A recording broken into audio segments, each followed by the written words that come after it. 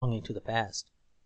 In fact, I feel exactly the same sort of sad respect for the republican ideal that many mid-Victorian freethinkers felt for the religious ideal.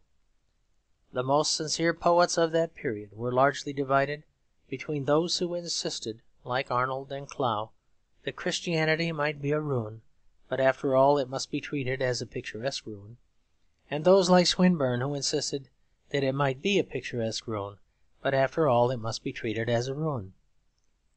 But surely their own pagan temple of political liberty is now much more of a ruin than the other, and I fancy I am one of the few who will take off their hats in that ruined temple. That is why I went about looking for the fading traces of that lost cause in the old world atmosphere of the new world. But I do not, as a fact, feel that the cathedral is a ruin. I doubt if I should feel it even if I wished to lay it in ruins. I doubt if Mr. McCabe really thinks that Catholicism is dying, though he might deceive himself into saying so. Nobody could be naturally moved to say that the crowded Cathedral of St. Patrick in New York was a ruin, or even that the unfinished Anglo-Catholic Cathedral at Washington was a ruin, though it is not yet a church, or that there is anything lost or lingering about the splendid and spirited Gothic churches springing up under the inspiration of Mr. Cram of Boston. As a matter of feeling, as a matter of fact, as a matter quite apart from theory or opinion, it is not in the religious centres that we have now the feeling of something beautiful but receding, of something loved but lost. It is exactly in the spaces cleared and levelled by America for the large and sober religion of the 18th century. It is where an old house in Philadelphia contains an old picture of Franklin, or where the men of Maryland raised above their city the first monument of Washington.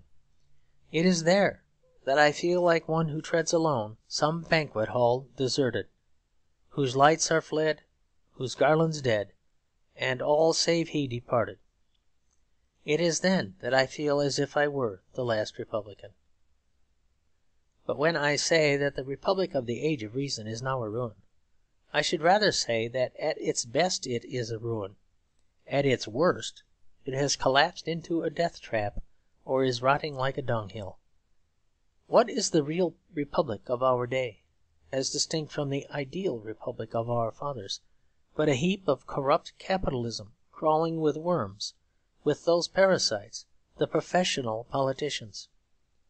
I was re-reading Swinburne's bitter but not ignoble poem Before a Crucifix, in which he bids Christ, or the ecclesiastical image of Christ, stand out of the way of the onward march of a political idealism represented by United Italy or the French Republic. I was struck by the strange and ironic exactitude with which every taunt he flings at the degradation of the old divine ideal would now fit the degradation of his own human ideal.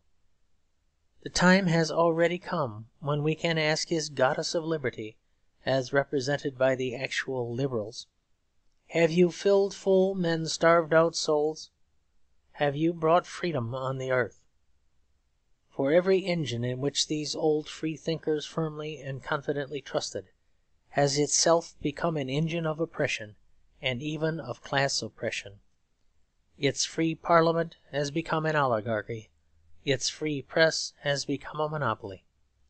If the pure church has been corrupted in the course of 2,000 years, what about the pure republic that has rotted into a filthy plutocracy in less than 100?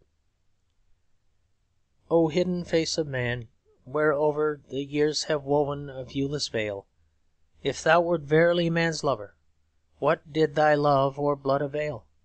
Thy blood the priests make poison of, and in gold shekels coin thy love. Which has most to do with shekels today, the priests or the politicians? Can we say that in any special sense nowadays that clergymen as such make a poison out of the blood of the martyrs? Can we say it in anything like the real sense which we do say, that yellow journalists make poison out of the blood of the soldiers? But I understand how Swinburne felt when confronted by the image of the carven Christ, and perplexed by the contrast between its claims and its consequences. He said his strange farewell to it, hastily indeed, but not without regret, not even really without respect. I felt the same myself when I looked for the last time on the Statue of Liberty. [Footnote: In the conclusion of this chapter I mean by the Republic not merely the American Republic, but the whole modern representative system, as in France or even in England.] The end of chapter 12.